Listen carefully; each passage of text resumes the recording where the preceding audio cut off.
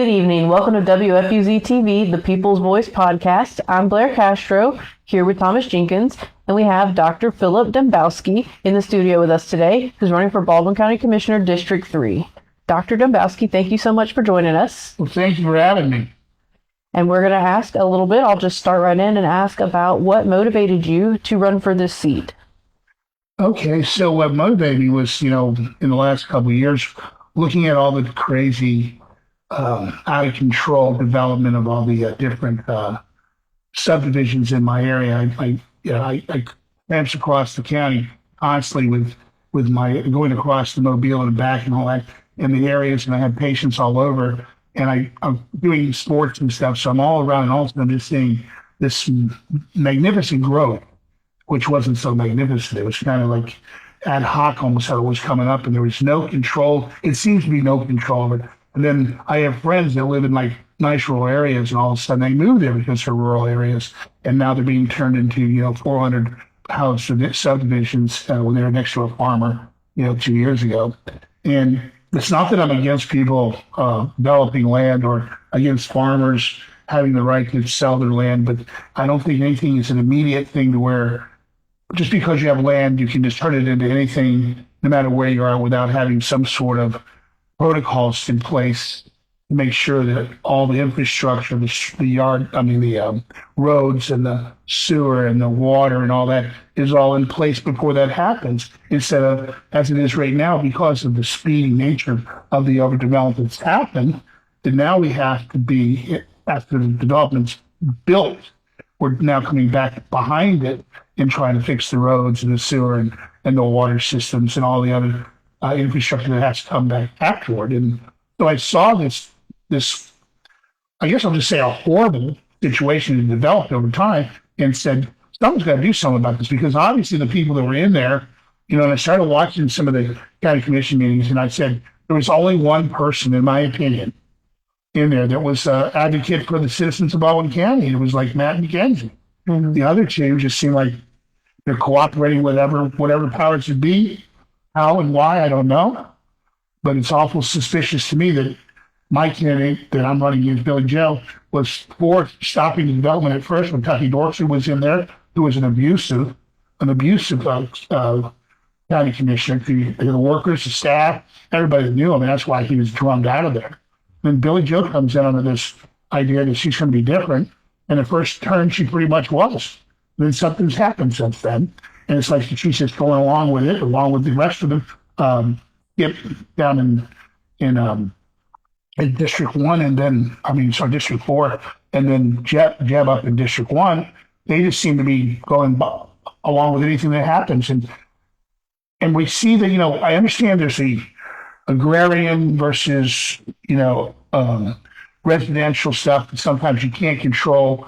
You got the home rule problems and all that. But when there is a place you control, why don't we just stop it? And why don't you just say, okay, where's the studies before you develop anything, where's the studies for the environment in that area of land? Is there wetlands? Is there proper roads going to there? Is there first responder access to that area? There's one going on Mosley Road right now in the town, Loxley Town Planning Commission, on Mosley Road on the edge of Stapleton and Loxley. This is 4 weeks ago, they wanted to put 400 houses in 400 acres. It was all farmland. And then the town planning zoning board said no, obviously, thank the Lord. But then they came back the next Monday to the town meeting with a lawyer and said, well, it is agrarian or agriculture and or residential, and we can put some estate lots in there, 4 to 3 acres per lot, and we can do septic systems and all that. We can do 80, which is a far cry from 400. But still, there's still no first responder access. The road is still a dirt road. We don't even know what the impact would be of that many houses in that area for schooling and or roads that go through there now. But nothing's been done, and I'm thinking before any new thing goes in, I think all the studies should be done for the traffic, the future infrastructure, traffic and sewer and water, first responders should all be in place beforehand before they even break ground. And that's my goal. That's my goal, is to say key changes like that. That's just one aspect. The other aspect I want to run on is the idea that we have so many other needs in our county that are just being ignored. We got a homeless problem in Baldwin County. No one's addressing it all. We have mental health issues in Baldwin County, not addressed at all. I had people find out behind a business near me last year. Woman basically had nothing on but a t-shirt, all elderly woman, totally intoxicated out of her brain, and find out that she'd been let go by the police in the town above me, or below us. And then they researched a little longer that day. We're trying to figure out what to do with this poor woman. And she'd been in the hospital for 3 days before that. And 3 days before that, she was in the town below that. And they just keep moving her up one town at a time. And then she's behind trash cans on a Saturday morning when my wife used to take out the trash out in the building next to us. And she's found out there. And there's no place, and this is just one, this is a horrible example, but it's one example. There's no place for mentally ill or people that have these side of things. She was an elderly lady. She was like 70, And so we also have a fundamental problem with homeless. Foley has a women's homeless problem. They said there's supposedly a Penn City there was. I don't know if it's still there. I don't know if they got rid of it where there was some homeless middle-aged women with children. No, I don't know if that was a couple of years ago. But there's homeless up in Bay Minette we know of, and there's nothing for them. I'm on the board of Salvation Army in Mobile, and the reason I'm on the board is to try to see, because now if we have a homeless problem in Baldwin County, we have to send them over to Mobile. Okay, we need to have something. And our wonderful Christian neighbors here, they're so wonderful. They all want to help the homeless, but not in their town. So there's a big issue with the idea of coming up the idea that we have these real problems. And when I talk about the homeless, I'm also talking about veterans, lots of veterans. And they're probably of the male population of homeless, they're the greatest amount. And there's a lot of stuff, PTSD, real alcohol and drug problems, all kinds of problems. And we're losing veterans every day to suicide. And you can see why, this kind of thing. So we need to address some of the homeless, stuff like that. And, we got stuff all the way from Gulf Shores. We're the largest county in the state. And we have, if they got rid of Cersei, there's no place for mentally ill. There's no place for homeless. There's no place for vets. And all that needs to be addressed in Baldwin County somehow, at some point. Now, I'm not for raising taxes, but there's tons of government funding.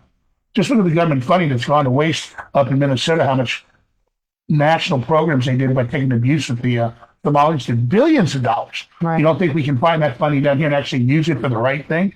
There's tons of stuff out there for homeless, mentally ill, all kinds of different deficits of people. We're deaf, blind, as far as mentally challenged, all kinds of stuff out there. And we can put together one big program to help all those folks in Baldwin County. We need something like that.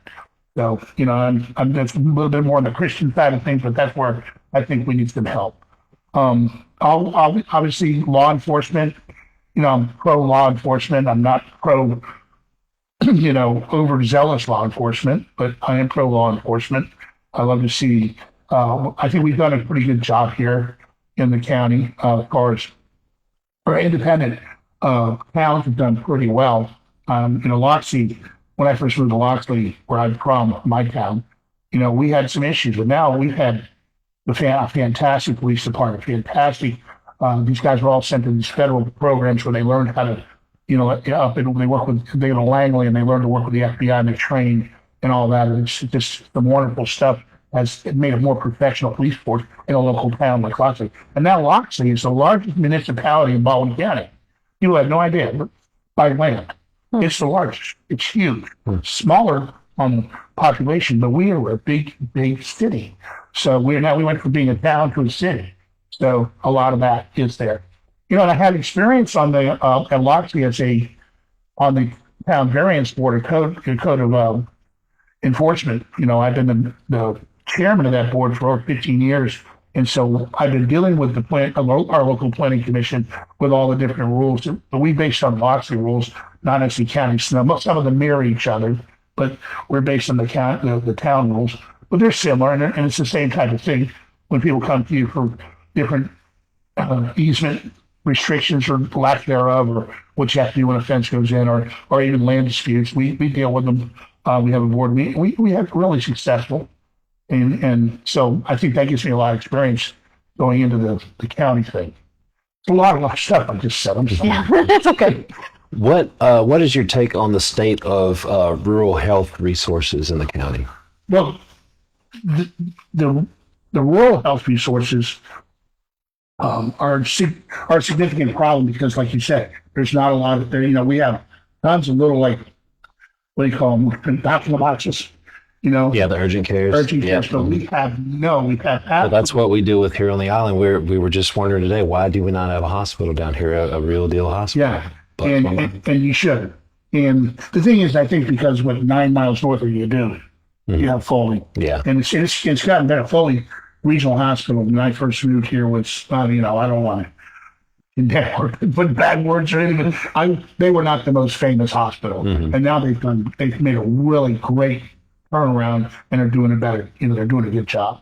So I think kind of that's it. But what they could do, though, just like infirmary, is satellite hospital down there. Absolutely. And that's infirmary's gone crazy. I mean, they're everywhere, which is good. But we also need some rural public health. We're back to the same thing we talked about the homeless.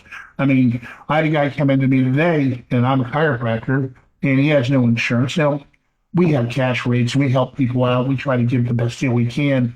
We're structured by insurance. We're not allowed to, whatever we charge for an adjustment insurance, have to charge the same cash. But we can, we do the best we can to help people. I can give something away if I need to help them. And we do. We try to be the best and generous as we can.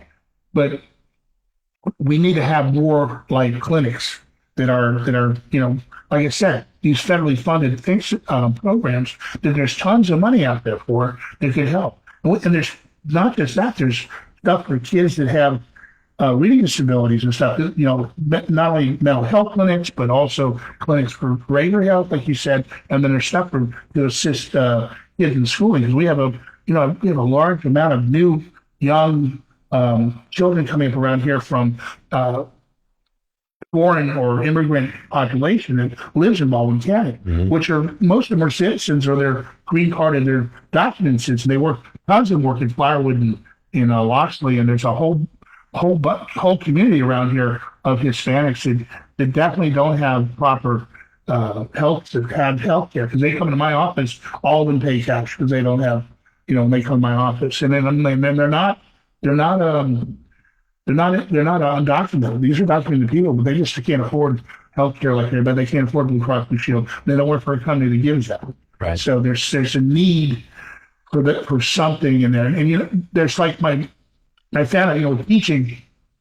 My wife's a teacher, and there's programs when teachers get out of college to help pay off their student loans. They can put them in schools, and they get a change in their discount on how they get the student loan paid off, but they do the service in that area. They have programs like that for doctors, and they're national, and they're just like, what was the show with up in Alaska they had years ago about the doctor that went to Alaska and took over the healthcare clinic there and to pay off his student loan. They have those programs, and they're available now. We just got to have people to find them and install them in our area. I don't understand why we don't have some sort of governmental county, state, and local government, and whatever, that looks into these programs and helps establish them. This is something the county should have. They should have a person that writes grants.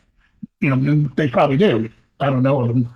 But the writes grants, but also looks at these federal programs where there's a need and put them in place, especially rural health. Yeah. Because the health department's overworked, and there's only one little spot. It's in Robertson that I know of. It's the only place for you go there in the health department, and it's good. It does its job, but there's need for more than our satellite health departments. Yeah. Yeah, because I've had to drive, for me to get a cottage food license, I had to drive all the way up there just to go do that. Yeah. And that's a pain. So we definitely need satellite government facilities. Yeah, and we're doing good with the satellite annexes as far as the DMV thing. That's great. Right now they're under reconstruction with the Robertson one, the annex there. But other than that, they've been great. I remember when I first moved here, you had to go, back when I first moved here, you either go to Foley or Bay Minette for everything. Then Fairhope came around, that's access. And then eventually the annex they have now in Robertsdale. But, the center of the county is Robertson. Pretty much. It's not Bay Minette. Yeah. And yet that's where everything is, the seat of the county, which is kind of interesting. Again, there's a great story about the Civic County movie being stolen and the bayonet put in the back and then restolen later. Yeah, I heard that. Yeah. Kind of an interesting. I've kind of heard two different versions. It's a great little story about the history of the county. So I wanted to follow up on the homeless issue that you brought up, which I'm glad you brought that up. You were the first person to really mention that, because I feel like people in Baldwin County, we are privileged and we may live under the assumption that we don't have a homeless population here. I am from Pensacola, where there's a really bad unhoused problem, and I was on the board of the homeless reduction task force that we had, and I worked for the city, and we helped I did this actually myself. I built a data dashboard that showed every shelter, every food resource center for hot meals and for canned foods. And we had the resources mapped out so people could go online live and see, okay, there's 8 open beds at the Waterfront Mission. There's, this women's shelter has 3 open beds tonight. And we had to get everybody on board to sort of work together to keep that updated. That's a great idea. It made the access a lot easier for people. And we did a lot to sort of navigate that issue as a city. And, I can't say it really improved. I hope so. I moved away and came here, and I could definitely see that in terms of mental health, which a lot of the population there is people that struggle with mental health issues and addiction. They are here, they're dropped off here. You're in between Mobile and Pensacola, and you're plopped down here and you have nowhere to go. And if it's mental health related, you were right, truly nothing here. They're going to send you to Pensacola most likely, or refer you there or to Mobile. And that's a shame because, we don't need a full-fledged asylum or anything, but we do need some sort of temporary place for a 72-hour hold or an initial evaluation. And then maybe if you need long-term care, they then refer you somewhere else. But there's nowhere for that immediate, you're in a crisis, like a crisis intervention place.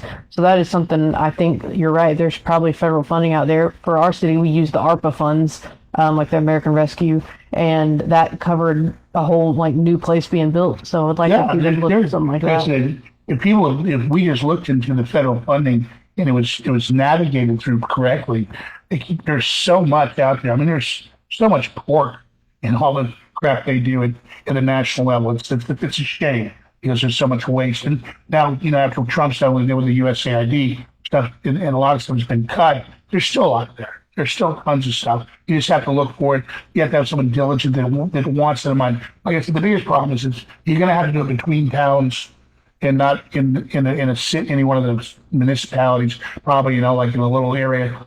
And along one of the major roads, like 59 or the Beach Express or 98, it's going to have to be done. But it can be done, and we need to be real Christians about it, and probably, real advocates for humanity about it, and stop saying, well, I don't want that near my place where I live. It's I hear things about what people say about people walking down the road, and we don't want so the workers that come in from what is it, Columbia and all down on the beach to work, the workforce development people that come in and help out during the high season of tourism. Yeah, we got a county commissioner saying, well, we don't want Haitians walking down the middle of the street with grocery bags and bare feet.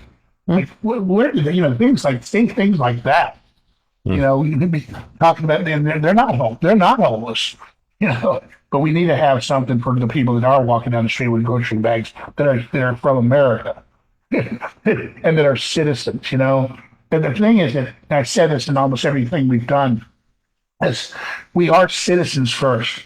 And in any political realm, the closest thing you get to citizenry working with government is your local government. Absolutely. And it's the most important thing to be a citizen. I mean, being a citizen, if you're serious, it's tough stuff. It's you got to want it bad. The problem in this country is people think that the biggest part of the citizenship is voting.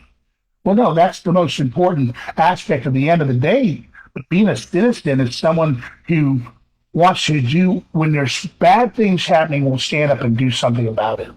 Everybody says, let the other guy do it. Well, I'd let the other guy and the other girl do it. And they haven't done a very good job at it. So as I say to myself, if I see something bad and I don't stand up and do something about it, then I'm just like the rest of the 90% who sit back and say, let the ex guy do it. I want to make we got to take action as citizens in this country. And I believe in, citizen is, I have a little saying, it's kind of corny, but we need to get back to some corny stuff. I call it citizen. It's your the sense of being a citizen. It's like common sense. Right. Common sense citizens. Old-fashioned civics, right? Yeah, just old-fashioned civics. I taught high school for 5 years back when I first got out of college. I first got out of university. I went to Harvard, and I graduated history education. We went down to Miami and taught school, and I taught civics. And the biggest thing I did to teach civics would help people, I think, was I was in a Catholic school, and I had a senior class. I gave them their final the first day of class. I said, your finalists? And they're all groping and moaning, and I said, it's really easy. You have a whole year to study. It's the Constitution of the United States. You think about the Constitution, it's not that long, it's not that big. It's a good draft of information, but I gave them a whole year, and then I basically said, give me Article 1. And they had to give it to me with every comma, dot, whatever, period, cross T's, and dotted I's. But at the end of the day, I didn't have one kid fail. They all passed. Almost everyone got like a A or a B. And I had one C out of a class of 24. So, but I had these kids come up to me years later. I'd meet them out and about when I'm down in Miami visiting my family. And they say, Coach, that was the best thing you ever did was make me, and they're all Cuban Americans. Came to this country from the school I taught in. Almost 99% Cuban American kids. Some are born there, some born here, but all immigrant families. And they're the best. They're the strongest, most patriotic Americans there. And they come to me and say, that's the best thing you ever taught me, or that I learned when you were there, was learning that Constitution. He says the sad thing is most Americans don't even know it. Mm-hmm. They don't know one part of it. So these are things that is about citizenship that people have to know. Our schools today, our education system today is horrible. I mean, it's horrible. We're not teaching basics in school anymore. I talk to kids all the time. I coach rugby at a college level, and I get these kids in school, on the field, and I'll talk to them about stuff like politics or something. I'll bring it up, and they don't have any history. They don't know anything. All they know is they know this. They know a little bit of the Civil War, and of course, for them, it's all about slavery. And that was something that came out of the end of it. Isn't the thing that was the beginning of it? It was never really a civil war. It was a war between states. The South would have could have taken the capital at all time. They didn't really want to. They just wanted to be left alone. And I come from Yankee parents, so I'm not like a Southern stuff. This is just kind of plain true history. The problem is they're not learning anything. They're not learning anything about that. They complain about my favorite one is they complain about the rebel flag. That was the war battle flag. But the United States Sergeant Strike stood over slavery for 100 years. No one says a word about that, pretty much. Well, that's what kills me about these No Kings protests is it seems like people think that civic engagement is going out on the weekends with a sign and screaming at other people, and that's just not it. They don't go to the meetings. They don't show up to the campaign events and listen to the candidates speak their platforms or anything like that. Yeah, so the campaign events I go to, it's terrible. There's more candidates than there are people, citizens. Like Blair and y'all put on that wonderful showcase down in Gulf Shores, and I was really hoping for the best. And you had more than most, as far as people there, had 100 or so, and then they had the candidates. But, I went to a breakfast up in the county near Stockton, and I think we had 10 people there that were citizens. Now, some of the Republican women ones have been pretty active, but now once you do one, they all belong to the same groups, like the same way.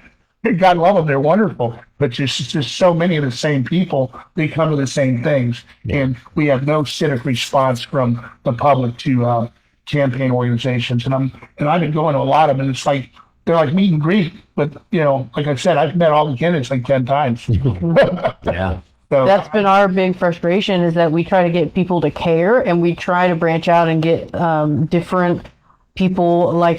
We really believe, and that's why we kind of started this, everybody deserves a voice, from the lowest candidate on the totem pole to the highest candidate. I feel like everybody should have that chance to come and ask questions and tell their side and what motivates them and why they're running.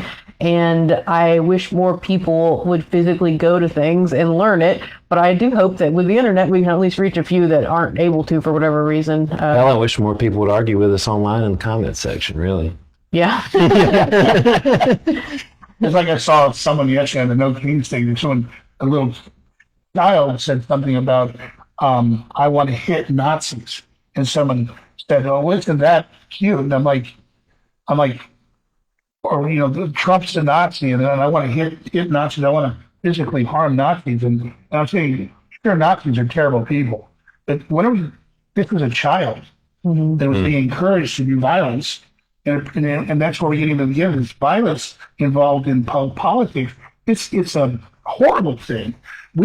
This country's always had wonderful ability to have discussion and have civic argument without having physical, hatred and the what do you call it? The derision that exists today is horrible. That you see the divide between right and left. So, and it's like, they go home and they preach on one side love and Christianity, on the other side whatever else, secularism and atheism, and atheism has some sort of moral values on their own. But in the end of the day, no one's preaching like get along and be able to disagree and do it with a bit of respect for each other. And if you go back in history, I mean, the stuff that, if you go all the way back to Jefferson against Adams, there are horrible things said in newspapers about these guys. I know these old newspapers where they call it, I think the Jefferson paper called Adams a hermaphrodite and horrible stuff. I mean, just as bad as far as in the wording and also very what do you call it, anger issue. But there wasn't the physical crossing the line of violence at that time. You didn't do that because back then, it ends up being a Hamilton versus Burr thing. If you cross the line, that's a duel. Yeah, and that means you're death. So they knew where to stop. There was a thing, there was a way of honor where you only went so far, and you usually didn't directly call your candidate a name, but you had to like minions and third parties, stir up the job. But and that's fine, and that actually makes it entertaining and kind of fun to do it. I mean, what made Trump so interesting when he ran the first time was because no one had ever seen a person campaign like that, where he just called out his enemies and said, "Oh, you lying Joe Schmo," and that it just made more. It was like food for the camera. Yeah, right. And I think that's the problem, especially with everybody's just hyper-focused on federal and wants to be part of the big conversation going on with the president and everything going on in Washington, and that takes attention away from local governance, and you almost wonder if that's by design. Well, yeah, I mean, it's always, look at the old adage of divide and conquer, the divide and conquer by, mix that with a little bit of magician stuff, So what I'm doing over here distracts from here, right. And that's basically what I think happens a lot with the federal stuff is, if I yell loud enough over here, you might not see that, I'm stealing millions of dollars in the budget over there, and it takes the focus purposely off that and tries to create an argument, make that more important than what is important, which is the finances of our country and where we're going these days. So I definitely agree there. But what's been good about our campaigning and that is it's been very civil. And I mean, not that people haven't stepped out a little bit, which is good to see. When someone accuses another candidate of something, the other candidate comes up and says, well, that's just not true. And that's why it's not true, or it is true. So I think that's fine. People have the right to counter when people say things against them. But that's where I'm at. I love the idea of debating. I love talking. I love discussing the problems. That's where it comes from, the word discussion, it comes from that Socratic method. You learn from it. You may not agree with the person you're against, but you go back and kind of fundamentally look at things and say, you had a point there. And you might change. And that's where it comes down to compromise. is I know a government teacher I taught with in Miami. He was my chairperson over the history department, and he said government is based on three things: compromise, compromise, and more compromise. It's almost like being a chef: butter, butter, and more butter.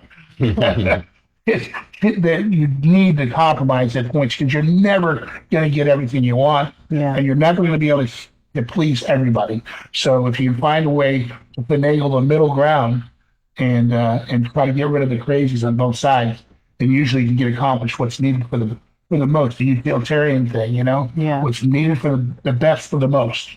And that's where we are, and that's why we have the majority rule thing. That's what's great about democracy or a republic. We have a democratic republic, which is fundamentally misunderstood by 90% of our population. Yeah. But they don't understand that we have representatives that represent the population, and that's why it's a democratic republic versus just a democracy. But like I said, we're going back to civics.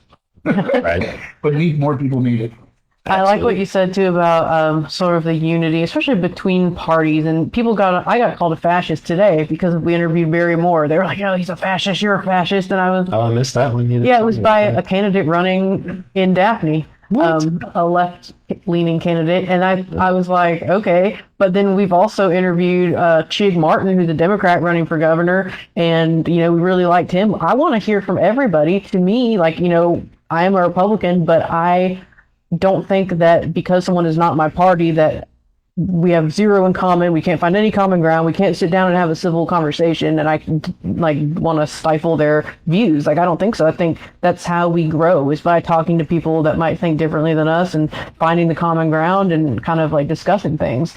So it's, I think that's a good thing. And absolutely. We got to come to a place where we can find common ground. And then, like I said, compromise, it's there. You just have to look at, and that's when you see that on the federal level where you've got the people just loggerheaded at this point, where no matter what, it was like seeing Fetterman kind of cross the lines in the national thing. It's been almost pleasing to see one guy say, "Hey, I'm gonna go on common sense."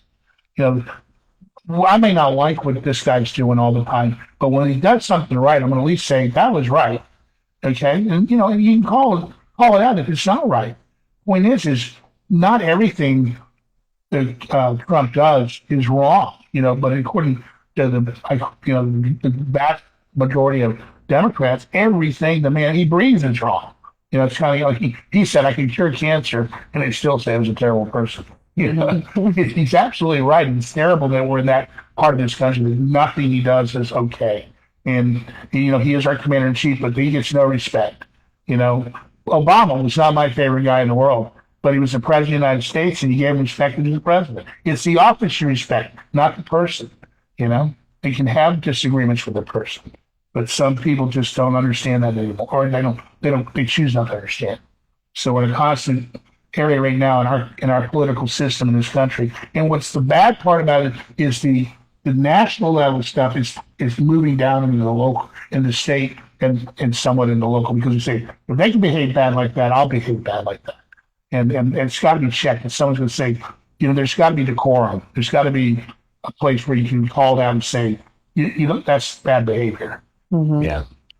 I saw a candidate, his name's Case Dixon. He's running for Congress in District 6, which I think is Birmingham, call out the White House, because the White House's social media kind of posts some strange things sometimes. They're kind of taking it a little too far. And he was, he's a Republican and he generally agrees with Trump, but he was just kind of he was one of the first candidates I saw kind of openly be like, well, should we really be making jokes about, only farms or whatever the White House comes up with? And he kind of was like, maybe we should be a little more professional. And I think it's okay to criticize our government in ways like that. And we don't have to agree with everything going on, but we certainly don't have to dismiss everything going on either just because they're not our people. I think we really have to take actions case by case and evaluate people on a whole, the totality of the circumstances. You can't just assume someone's good or bad based on one or two actions. You really have to look at their pattern of behavior over time. Oh, yeah, definitely. I'm taking people out of context. That's been the biggest problem.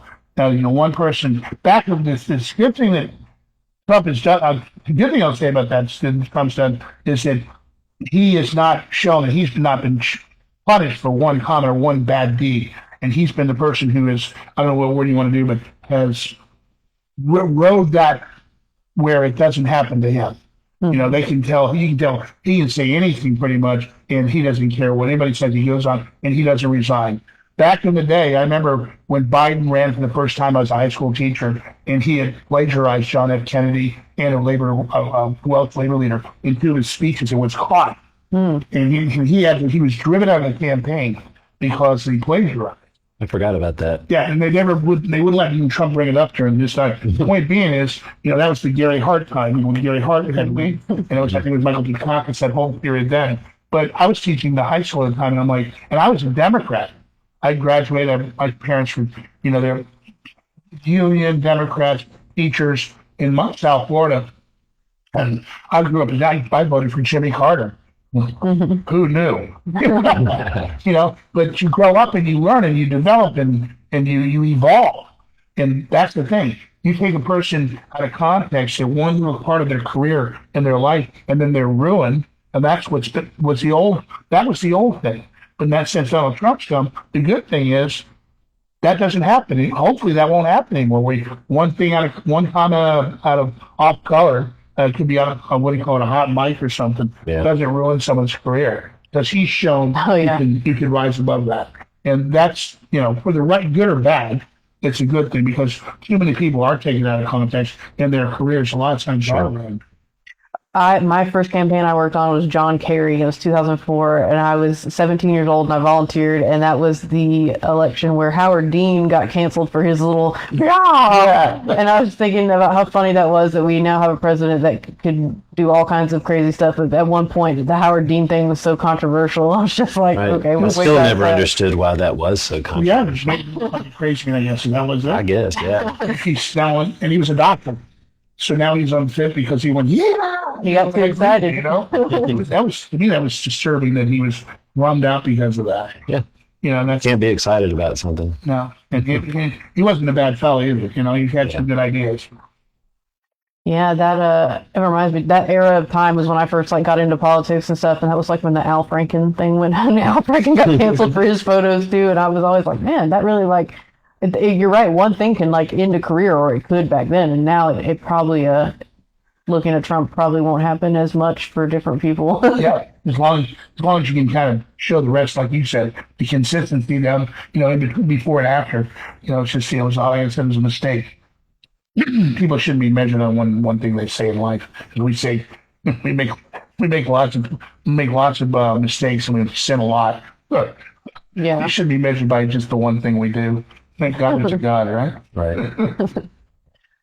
Did you have anything else you wanted the people to know about your platform or your experience that you think distinguishes you from the other opponents in this race? Because you have two opponents, Billy Joe and Kevin. What do you think makes you stand out and should earn the vote over those two candidates? Well, so the biggest thing is I think I'm a down-to-earth person, and I deal with people on a daily basis because of my healthcare career. And I'm kind of used to dealing with people, and I'm also become a listener because as a doctor, you got to listen, and I'm a chiropractor, and I also do a lot of DOT physicals and things like what they call industrial medicine, where I got to listen a lot. And listening is the most important part of being a politician and or a servant of the citizens.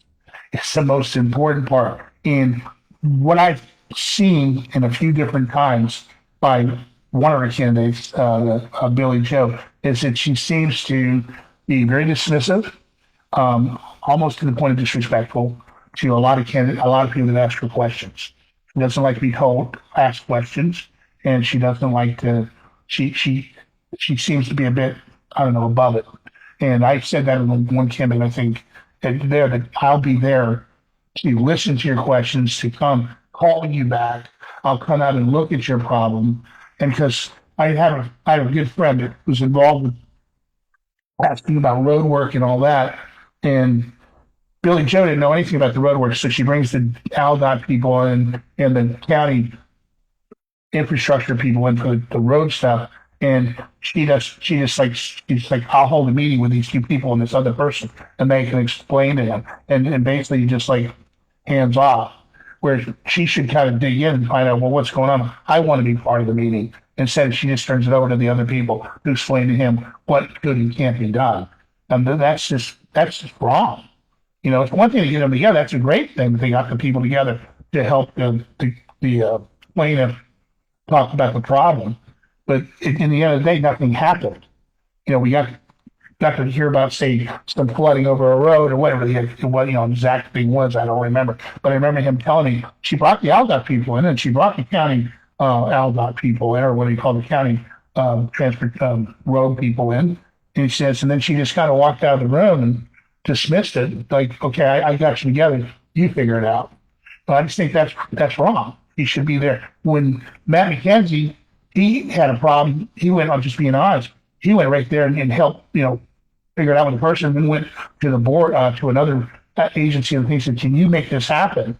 Type of thing. He went out of his way to make things happen. Same with Skip Gruber. I mean, Skip did a lot of things. Said this friend of mine is really into the roads. Mm-hmm. He's really into road safety and the lining and all that. And so when he has something significant wrong on a road that goes right by an elementary school, where it's not lined right, or there needs to be resurfacing and all that, and goes in, and you set up a meeting with, two basically people that come from two other organizations in the government, and you're not there to kind of make sure that in the end of the day, nothing was done. So it was information, but then there was no follow through. So I want to be the person who wants to follow through, but get information and be reliable to address or listen to the addresses of the citizens, and not be, I don't know what word to use, snooty about it, to be available and not think that I'm above them. And this is something that has been, so many people have told me about that candidate, and including farmers, which he's supposed to be from the farming family. I'm including farmers. The farmers are not happy with Billy Joe, and they've endorsed Kevin. Mm-hmm. I was in the race yet, so I didn't get a chance to get their endorsement, but I'm hoping I'll earn it, because I believe in the farmers. I love Baldwin County. I love the uniqueness of Baldwin County. I want the farmers. Kevin's someone that is running from a different point of view than me. He's a little bit more rural. He's from the area. I don't know.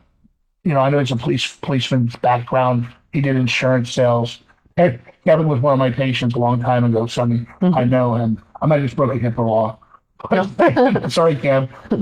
But anyway, I know him for a long time. Him and his wife, both sweet people. I have nothing negative to say. We just seem to be caught in the same race. So, but he's down to earth fellow, and I look forward to debating him on all the issues. He might not be on the same ground with me on the health issues and the homeless, and also the. I'm sure he's for law enforcement, sure. But I'm definitely for the agrarian farmer. I want to bring back, or at least slow down and keep the uniqueness of our Baldwin County's community, mm-hmm. because we got to slow it down. Something's got to give. Yeah, where's the set aside land that's untouchable that will always be farmland? Is there anything like that? Well, just can't be rezoned. Well, I think. Well, there's got to be lands out there, but here's the thing: we need to be looking at some of these farmer families that want to put land into trust, and so that that there'll be land preserved, maybe even for a park.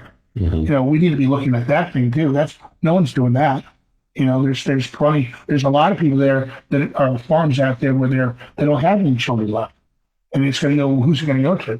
The fifth relative down the road that lives in Tennessee who just wants to sell it to put a subdivision in. Yeah, right.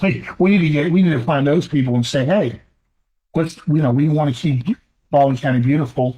Would you think about, maybe donating this land when you go? That kind of thing. Survivorship of some sort, for the land. Those are some real things we can do. And approaching these people, like I said, that are in their, their gentle years of age, is someone want a legacy. They would like a legacy, mm-hmm. or the land to be continually farmed, or go to the state extension system, with like Auburn has the farming extensions out here, mm-hmm. Which help us develop how we do agrarian development and science and the future of agriculture and botany and all that. So there's tons of room for finding a way to survive land, or keep land as a survivorship, and keep it in our county, keep it beautiful and unique. Like someone said, it's like somebody used the word, I think it was Tracy Campbell, that, we got to get back to the ambience of our county. It had a certain little alert to it, and it's fastly, or whatever you want, quickly running away. Yeah. I don't know if that answers me. Oh, Yeah, sure. absolutely. Can you tell people where they can go to learn more, how to contact you? Yeah, you contact me at I have a Dembowski.com website. I'm also, I think you get me through, I think Facebook, we have a link as well. And my phone number is 251-213-8969. You're welcome to call me and discuss anything. I'm available to you. Or just leave best thing would be to text message me. Because like most of you number you don't know a name, you don't call until they leave a message or they text you. But text me first if you have a real issue that you want to talk about. And I'll gladly call you back when we have coffee. I'm easy going that way. I also have my practices on Highway 59 in the middle of Lockheed called Alamo Chiropractic. You're welcome to stop by and leave a message, a note, or even get, I'm busy working. So, but you can come in and leave a card or something, and I can get you a hold of you there. You physically wanted to come visit me. I'm not going to be able to stop right then. I'm probably in the middle of seeing patients, and so I'm not available at the behest of walking in. But the point is, if you needed to get a hold of me, you could do it there. And my I don't know if it's mailing. I should give mailing address, but I don't think that. It's P.O. Box 374, Loxley, Alabama, and you can mail to me by the old day. Snail mail. Email is easy. It's Dr. Alamo, because my practice called Alamo Chiropractic. So it's Dr. Alamo spelled out at yahoo.com. So very simple. Dr. Alamo at yahoo.com. You can definitely email me there and ask me questions or yell at me and tell me I'm wrong. Whatever you want. So it's been such a good time doing this. Yeah, thank you so much for coming out. I learned a lot. You talked about issues that other people hadn't hit on, so we appreciate that. Yeah. Thank you.